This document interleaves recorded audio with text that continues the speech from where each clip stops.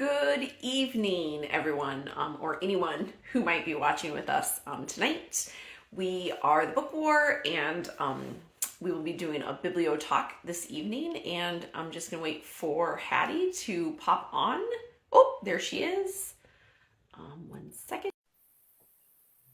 Invite her. What? Oh, let's talk a little. Oh, there you are. Hi. I had a funny little button. Oh, I don't know. I think it went away, so it's fine. Cool. And we're twinsies again. You're wearing yellow. I'm wearing my yellow scarf again. Basically fall, and I haven't even got my fall clothes out yet because I can't get them out of the back of the pod yet. Yeah. But yeah. So, and I did change. I put this on because I was wearing a t-shirt, and I was like, okay, I can. This is basically, it just looks a little bit nicer, and we match. You absolutely. And your background too. Oh yeah, you're right. Because this my room is actually kind of yellowy. You're right. So it's just like a lot of yellow. Do not. A lot of mustard. Don't adjust your color settings. Everything is yellow tonight. We are a mustard sort of family. We absolutely are. 100%. Oh, okay. I don't know. This is being a little strange, but okay. I tried something new. I'm not sure if I like it. It's fine. Well, you look fine, and I can hear you fine. So I feel like at least our internets are working for the time being. So that's a good thing. Super. I think we can just get ahead and go started. Yeah, really right? It's like almost 8 o'clock. Yeah. Well, 8 o'clock here, 7 o'clock there. So. So Hattie, why don't you introduce? I think I usually introduce what we're doing. So why don't you do it this week? Yeah. So as always, we're the Book War. I'm Hattie. She's Hannah. And this week, so we've been like doing a lot of like reviewing of books and like talking about like what we're reading, like specifically the books that we're reading. Last time I gave a whole spiel on all of my fall reading, which I am enjoying. Follow up, I'm enjoying immensely all of my wonderful fall atmospheric spooky reading. But tonight we thought we'd give everybody a break from all of those sort of things and actually just sort of discuss why it is that we read what we read, because we do. Both of us have like certain things that like I kind of only read this certain genre. Hannah kind of only reads certain genres. Right. Between the two of us, I mean. Right. But then there's also like a slew of things that both of us read kind of for same reasons, but sometimes a little bit different reasons. So we just thought we'd kind of just chat a little bit about why it is we read what it is that we read. So I'll just get us going with this whole like atmospheric thing since I just sort of introduced that already. Yeah. And if you watched our last what are these things called? Instagram lives maybe or something? Biblio talks, but yeah, Biblio talks. Instaface. I don't even know. I'm like the worst tech person ever. Anyway, our last Biblio talk, that at least I can get that one right. I did this whole commentary on what I'm reading this fall. And every fall and into Christmas time, I love like getting in the mood. So a lot of the reading that I do between September and December is very sort of like moody in the sense that September, October, and like a lot of November too. It's just like that gothic, like kind of spooky, kind of like dark academia, like that kind of stuff. I love just that feel this time of year. And then at Christmas time, I've got my classics that I read every year. And then, of course, I add in a ton of, sort of like Christmas feel kind of books. But for me, this time of the year, I love that. That's super comforting to me. Yeah. And so that I really gravitate towards those kinds of reads for that very specific reason. I just sort of love, creating a mood.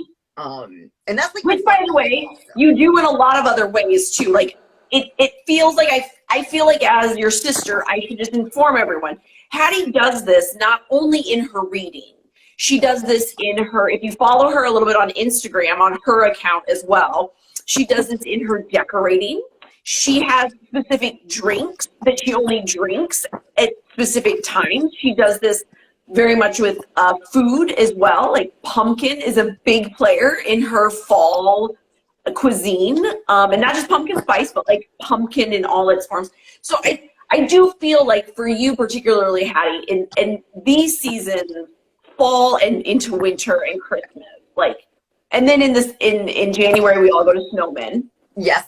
But like you do this and you have your wardrobe, you have this seasonalness is very meaningful as a category for your life in general, and how you categorize, and also I think how you create diversity in your life, like really kind of pushing yourself into different places sometimes. Also to create great comfort.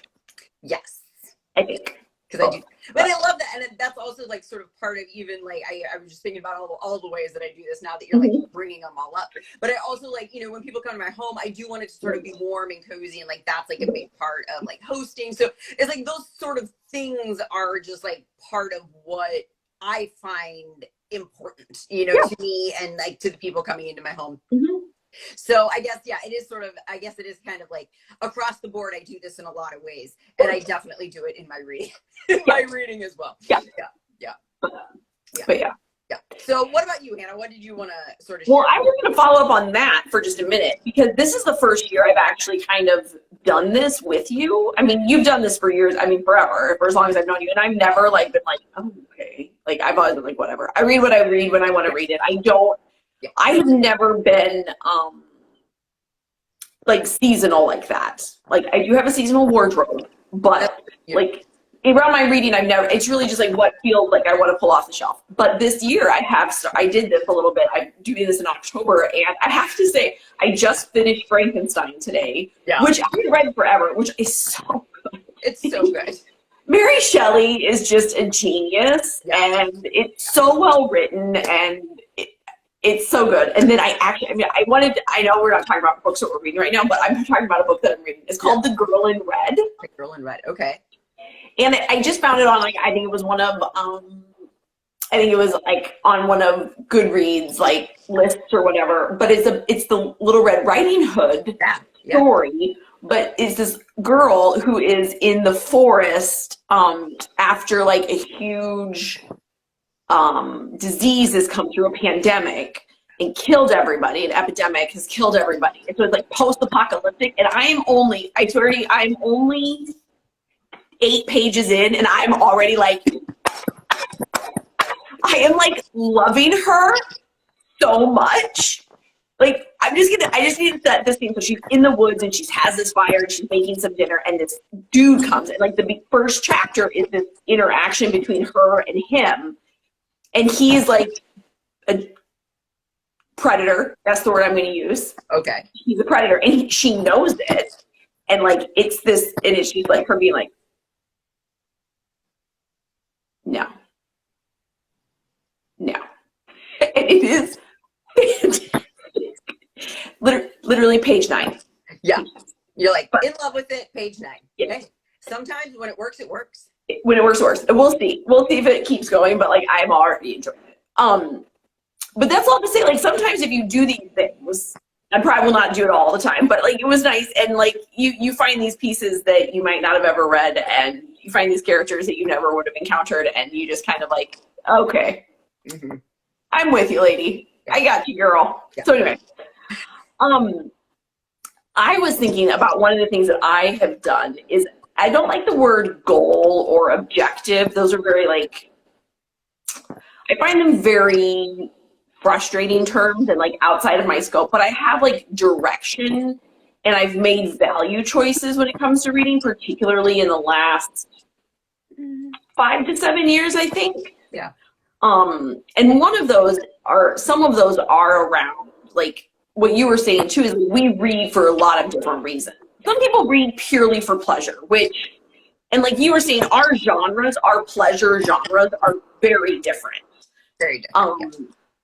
But we, both of us, and have come at this, I think, differently through our lifetime, but have come to reading as like, yes, for pleasure, as well as for learning, which is pleasurable, as well as like, for myself, I read a lot of poetry.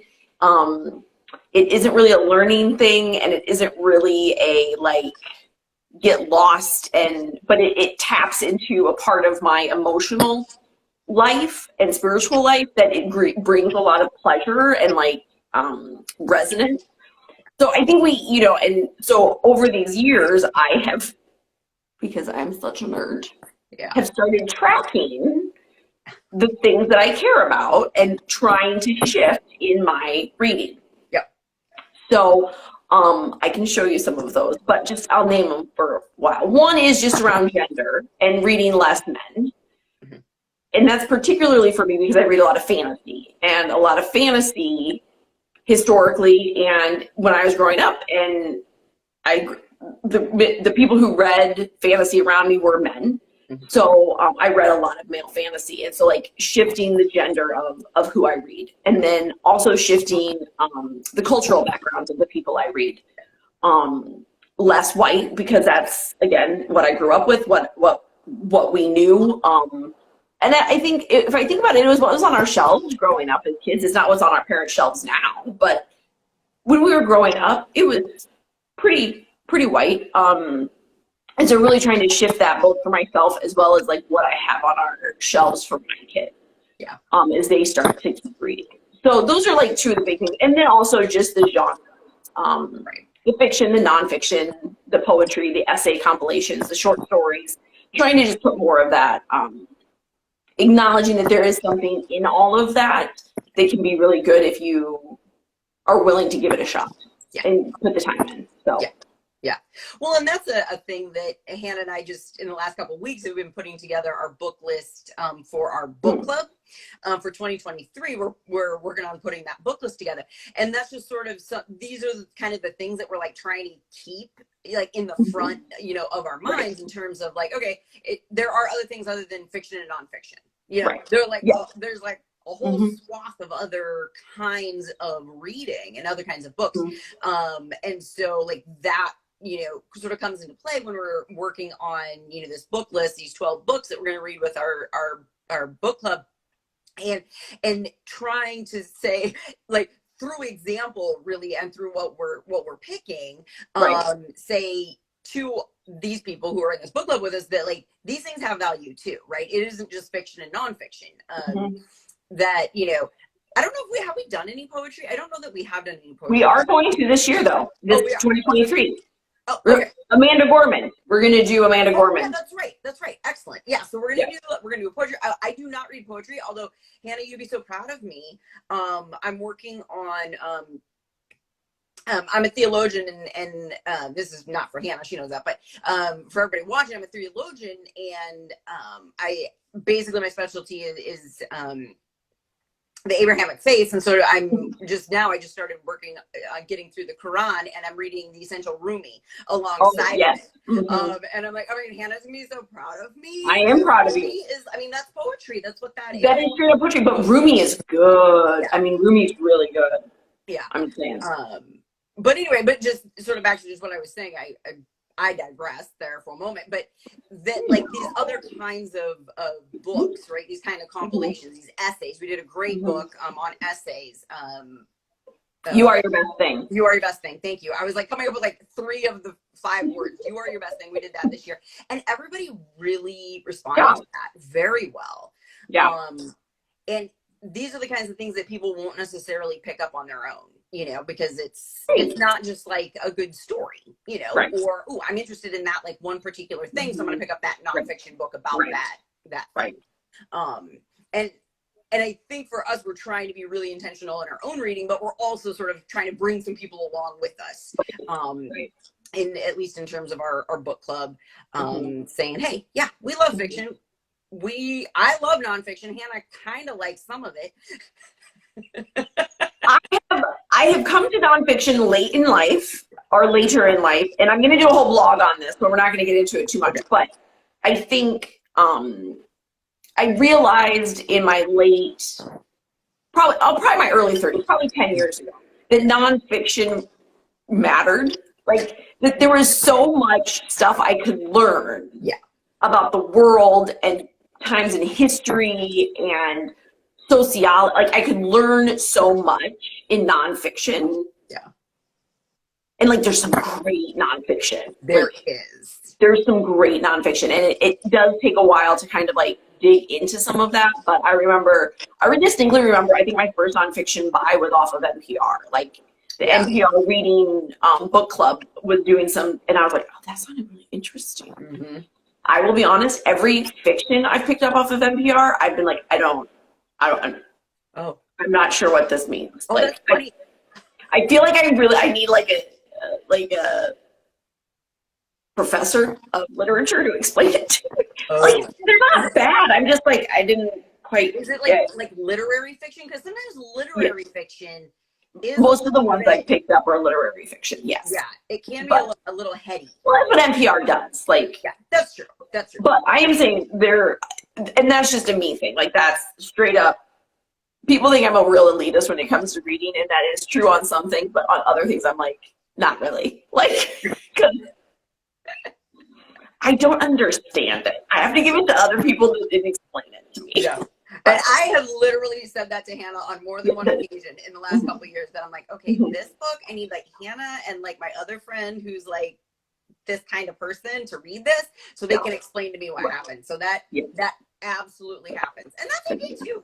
Like, yeah, that's why there's tons of different kinds of books. Like, we were just talking about this the other day. Like, everyone doesn't have to love the same kind of books. Like, that's not the point. That's not. And what's beautiful sometimes is that people such as yourself and I, like, who have grown up together, have had the same parents, have had many of the same life experiences. Yeah. Like, still like really different books. Yeah. Even in the fiction and nonfiction, we certainly have like a Venn diagram of stuff that we cross over and really enjoy. Both of us really enjoy, but oh, sorry. My fire alarm's going off. It's fine. The smoke alarm. It's fine. We're just cooking. The kids are cooking dinner, so the fire alarm is going off. You know, Zeke actually did cook sausage the other day with supervision, to be clear. Okay, that's good. But yeah, he really wanted to, and I was like, okay. And we did that. So that happened. So, okay. Good job.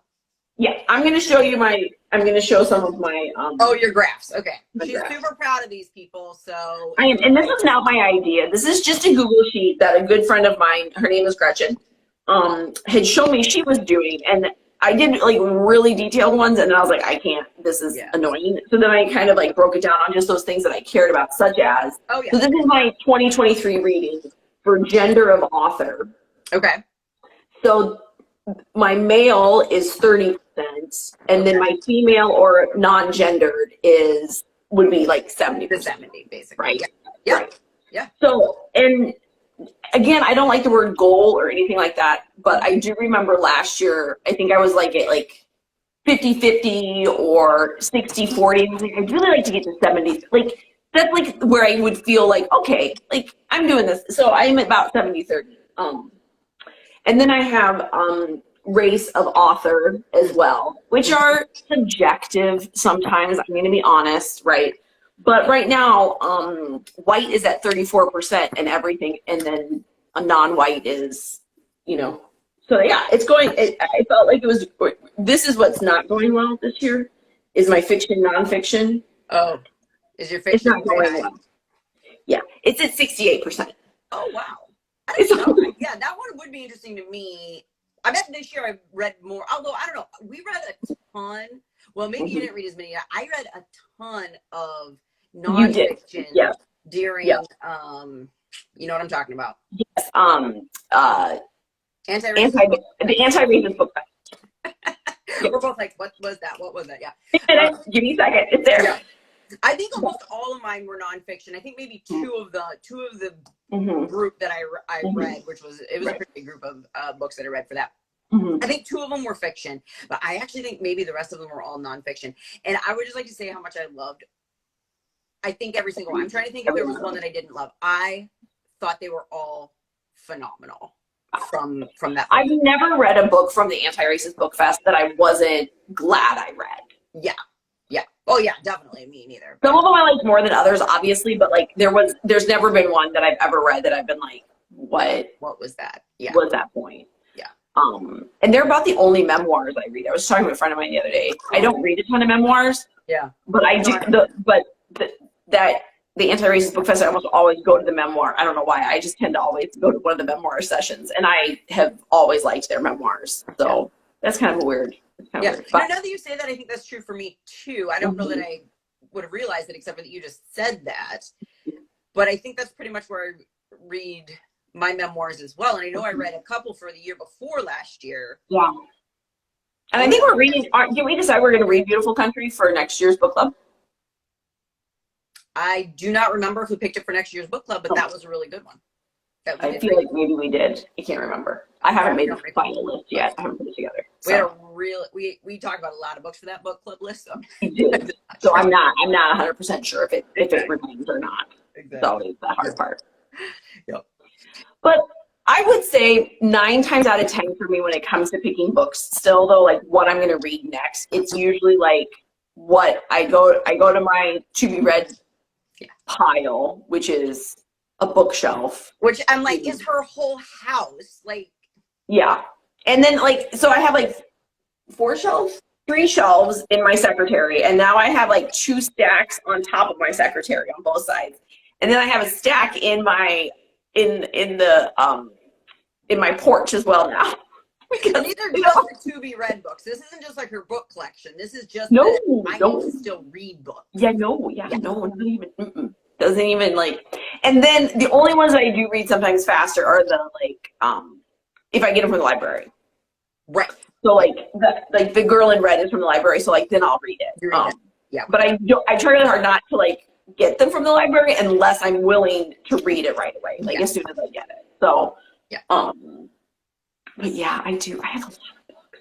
You kind of like are next leveling it right now. I mean, you're not dad yet. Like you got a ways to go, I think, to get to dad. But you are, I'm working on it. You're pretty serious, But serious, So there's just one thing that I wanted to say about like the books that we choose. I think for me, something really clicked when I went to grad school and I studied history. And then I went on to study theology as well. But I think it was the history program in particular that changed how I perceived not only like what I read, but like what I was reading, right? So like for every class that I took, it was like I took a class on India. Well, when we take a class on India, you literally read a book a week for the whole semester from, the Indian perspective. And all of a sudden you realize that like not everyone in the world experiences the world the way you do. I know, it's like all of a sudden you realize this. Like you had to go to grad school for that. To figure that Someday. out. But honestly, it really is one of those things that I think oftentimes, I think it's sort of that source of like, well, racism doesn't exist or, sexism doesn't exist. Well, could that be because you're like a white guy? Like, like it doesn't exist for you in your experience of the world. In your experience, it does not exist. And that is an accurate statement. Yeah. Absolutely, right? Yeah. And so you do sort of have to sometimes have something that sort of like jars you into actually realizing that not everyone in this world experiences the world in the same way that you do.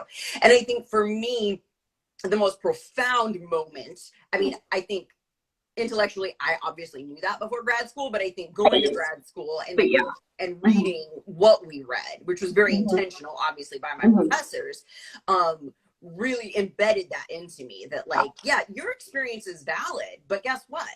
It's not the only experience. It's not the only experience, right? It's not the only experience. And it certainly is not the only experience that's valid. And the thing is you don't really understand or comprehend or even know that those experiences exist unless you sort of intentionally go into the world, whether that's the book world or the TV world or out in the actual world and meet people. Crazy travel, unless you do those things and are really intentional about it, you honestly can really just sort of like sit in your own experience and never really come to that realization. So coming to that realization then made it an important thing for me, I think, to continue that journey. And so this is just sort of like one of those ways that I continue that journey is reading books that are from a different perspective about a different culture. And Hannah will tell you, like, I hate reading almost anything modern. Like, this is boring. Modern time is boring for me to read. I live here. I don't want to read about it. It sucks. You know what I mean? Yeah. So for me, also why I read post-apocalyptic literature, but for a very different. Yeah. But it's the same sort of like, I don't want to live here. But but it's the same thing, right? It's sort of it's like broadening that, and so for me, that's part of it. I don't like to read, modern stuff. I don't know that I rarely read anything that actually takes place in America now that I'm actually thinking about it. When I go to pick something. Sure. Historical as well. Yeah. so it is sort of about kind of pushing outside a little bit, and you know, with a little bit of intentionality, sometimes a little bit more so than others. Sometimes it's just like, ooh, I just want to read that because it looks interesting, you know. But I do think that became part of what I was also trying to do, is hear other perspectives and other experiences of the world, different from my own, which I think that was a big trigger when I went to grad school. And I'll be honest, I was thinking about it for myself. I was like, why did I start doing this? Or really being intentional about it 5, 7-ish years ago. Because it was after the boys were born, I think, when I really became intentional about it. But I can't really remember. I don't remember if there was like a strong impetus. I can come up with a couple things. I mean, I think a lot of the social unrest around race and anti-racism was starting at that point, at least in the circles that I was living in. And I was in seminary, and so in St. Paul, and there was a lot of conversation around that in that particular place as well, and around the LGBTQ community. And then I had my kids, and my kids are what would be called, it's such a weird word, but biracial. My husband is a Mexican national. So realizing that, one, that I can't teach them their culture, right? I can't just add that to their life, by osmosis. Yeah. And so I think part of it that way, some of it really did start with the kids' books and their kids' books and wanting to have representation in that for them. But again, I don't know if it was one particular thing or if it was just kind of the soup that was my life at the time that kind of just was well, this is one way. This is reading was something I've always done. It's at least one way that I can do something outside of my box for me and learn and expand and honor and love and fall in love with other experiences than mine, whether those are fiction experiences or nonfiction experiences, right? And I think people are oh, well, then you have to read all nonfiction. No, you don't. You shouldn't just read nonfiction. And reading Latino writers is not just reading about immigration. That's not the only experience for Latino folk. That's not it, right? Reading things and for African Americans and the Black community, reading outside of the slavery, right? And right, that's not the only thing that Black writers write about, right? And and it's not the only experience. Right. It's not the only Black experience in America. No, it's really not. One, but it is not the only. Right. And being intentional about that too. That that's not. I do pick up those books sometimes, but those aren't the only books that So my favorite modern romance writers are almost all people of color. Yeah. Because they just. When you read a lot of the fantasy by the by women of color, particularly by women of color. Covers. That's what I always remember. They always have the most beautiful cover art. They do on those. Yeah, there's been a real beautiful renaissance in the I agree. Publishers are just have heard that and have put a lot of money behind it. Some good, some not. Just like anybody else, right? Some of it's great, some of it's okay, that was acceptable. But yeah, their art is fantastic. That's beautiful. Is and it's good stuff to read, and it takes time. But I think I told you this, after 5 years of reading fantasy and that's based on a mythology, an African religious and mythological lore, I actually don't have to think about it anymore. I know it. When they use words, I know those words. I'm not I don't know what that is, and we've had that conversation around Middle Eastern as well. Yeah, which is we read City of Brass, and we actually did Biblio talk City of Brass. That's right, we did do that. Yeah. So anyway, but anyway, well, we can wrap it up. It's almost 8:30 anyway. But I just feel for us, this intentionality thing, it really in what we're reading and why we're reading what we're reading. I think for both of us, it was a journey. And I think for both of us, it was this journey that we both took kind of in our 30s. Age-wise, we were both in our 30s. I think when when this sort of became like a conscientious right intentionality. Yeah. Mm-hmm. Yeah, definitely. Yeah, and now we're sort of like I feel like in some ways we're next leveling it, trying to get the word out in the blog and all this, and then in our book club, and that kind of thing. So we're doing what we can. Well, and this is out of a place of like this is the thing that we love. Like this is our it's the hobby. I mean, for me, I guess if you want to call it a hobby, like, but it's like that passion project of things. It's more like a passion than a hobby, I would say. Yeah, like it's the thing that I can talk about anywhere and anytime with anybody, and like it's weird. Don't get me wrong. Most people are like, and most people are like, wait, what? How many books did you read last month? I mean, it's like insane for most people, Although I was going to tell you, sis, I think you're giving me a run for my money this year. Oh, I don't know. I literally got super stalled out, and I would tell you why I got stalled out. Because this Discovery of Witches book is like 600 pages, and it is so epic. It is taking me forever. I'm reading it, and I've only got like 150 pages left, so I'm like, it's going to get done, and it's fine. Yeah. But it's going to take me like a week and a half, and that's like the only thing that I'm going to like finish in that time, which is like... It's a lot. That's like a lot. And meanwhile, you posted like 3 graphic novels last week, and I'm like, oh well, okay. I can't compete. Well, but I read all of those in one day. No, I know. In one weekend. weekend. Didn't even have words. I'm like, wait a minute. She's reading books that don't have words, and I'm reading the 600-page epic. But I still think counts the same. Well, we do pages. We do check pages now. Okay, we did do. But honestly, like, you could literally read a book that has no words that's 300 pages, and then that's like the same thing as me. It didn't have 300 pages. It didn't have 300 pages. I'm just saying. I was like, wait a minute. Okay, no wonder I use this thing every year.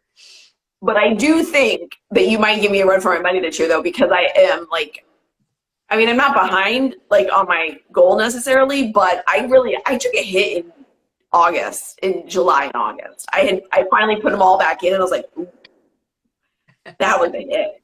Yeah, I think it was at like 89 the last I checked. That might have been like... Okay, and I think I'm at, right now in Goodreads, I'm at 91, but I have like, I have 4 that I haven't done yet, so. Yeah, I can't compete with the graphic novel. I'm just gonna you know what, maybe this year we'll have to cut out I'll have to like count up the graphic novels and like cut those ones out. That could be like a separate number. If that's like, because I can't compete with that, because I'm never going to pick up a graphic novel because I want to read it. Like, that's never going to happen. No, and I totally get that.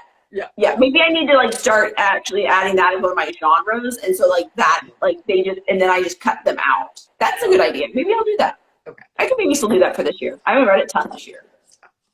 So. It was just funny because I was just like halfway through this epic, and then you posted like 3 graphic novels, and I said to George, like, why do I even bother? Like, I can't win this. I can't compete with the graphic novel. I just can't. No, you can't compete with the graphic novel. But I had just gone out to Jesse and Jamie's, and they gave those all to me, and so I read them that weekend of Nickel Dickle Days. But yeah, I needed like a little break, and that's like what graphic novels are for me. No, I know. I totally get it. And I know why you like them. It isn't that. It was just funny because like when you posted all of those, I'm just like, you're like, I'm still reading this. And I am still on Discovery of Witches, which I'm going to be on until like the end of the month. Yeah, but it sounds like it's a good book. Other people have really enjoyed it. I know. There was a ton of chatter about it. Apparently, it's a trilogy. We'll see how, like, when I finish this one, if I, like, want to continue on. Okay. I'm not loving the relationship at this point, so it may be like, okay, it might be a one and done for me. Well, yeah, and you do have, like, your tolerance for relationships, I assume romantic relationships. Yes. Your tolerance for romantic relationships is low. It's low, and like theirs is annoying. So like that, yeah. Mm-hmm. Yeah. So anyway, okay. We can actually wrap it up now. Yeah. Yes, and we'll be back in 2 weeks, and we're talking about. I think what we're just reading. Yeah. Yeah, I think so. Like what we're reading, like in 2 weeks. Yeah. Hopefully I'll be done with Discovery of Witches. Yeah. I will. And I'm hoping I'll be done with a couple more of the October reads I've been wanting to like. So yeah, I'll have good years for that for sure with my October reads. Yeah. So awesome. All right. Okay. Well, thank you everyone and anyone who joined us. Somebody just hit a heart because it came across your face. So thank you for the heart. I think that's our first heart on a live stream, Hattie. Woo! I think that's one of my friends from grad school, just FYI. Oh, yay, friend from grad school. Thank you for the heart. All right. Everyone have a good night or day or whatever time you're watching this, Yeah. and we'll see you next time. See you next time. Bye, everybody. Bye.